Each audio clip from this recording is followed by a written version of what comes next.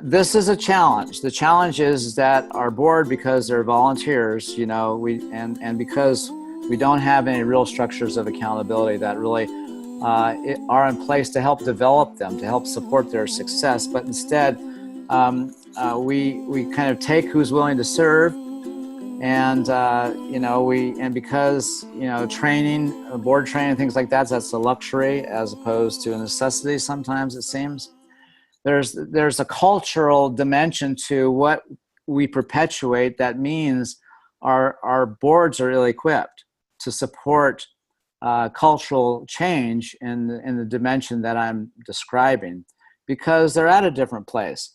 Typically, if the church is dealing with not enough, you have your board triggered by the church is not enough, and so they'll try to resolve the church is not enough by doing the very same things they deal with in their own personal life, and that is problematic.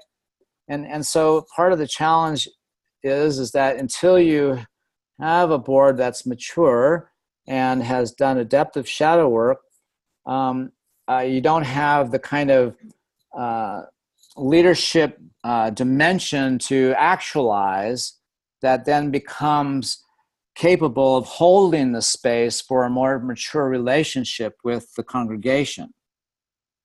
Because your board changes a lot, then you get a turnover, and because cultural change takes years, it's often that there's a learning curve, and so there becomes a challenge sometimes for new people to get on board or be up to speed or things like that. So ultimately, there has to be some kind of transition from our current ministry practice to begin to turn that tide denominationally. For instance, what we do now in a spiritual center is we have board training every year, regardless. It doesn't matter, we just have it. And we just say that if you're going to become a candidate, you got to take the training, of course. And then we encourage everybody in the church to take the training, because what I explain to my congregation is that unless you know the board's job, you don't know how to hold it accountable. And so that's the partnership. The partnership can't exist just by trusting. That's how our siloed relationship went. No, this is about partnering with the community, and it's not. I don't want it to be confused with transparency. Transparency is not partnering.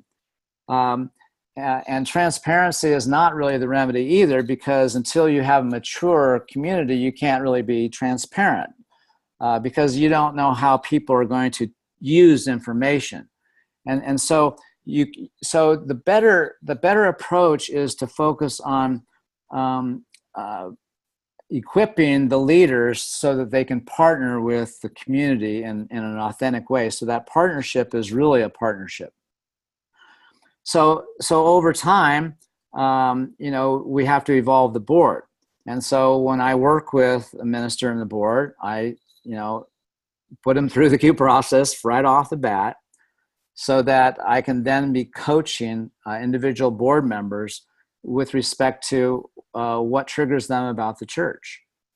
Because we have to differentiate the person's stuff, their baggage, and get them to sort of own that. Oh, I got this in the way. Okay, well, everybody support me in setting this aside so I can be with the church independent of what is my limiting belief. I have to be able to function not out of my self system. I have to function from a higher place if I'm going to be connected to the field. And I'm not just talking woo stuff. I'm literally talking about having a conscious, intentional relationship with this field of possibilities, as opposed to trying to deal with the outer situation as if it's against us, or as if it's, or me having my limitations be triggered by it. So this evolutionary process is no small thing. That's why it helps to have intention built all around this. So while you I mean, there's some folks on this call right now that have all their boards sort of signed up. So this is a good way to kind of approach this.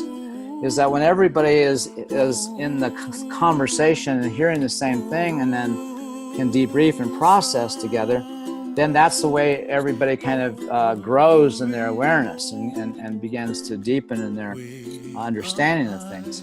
So the maturity of the leadership is integral to the success of this evolutionary process.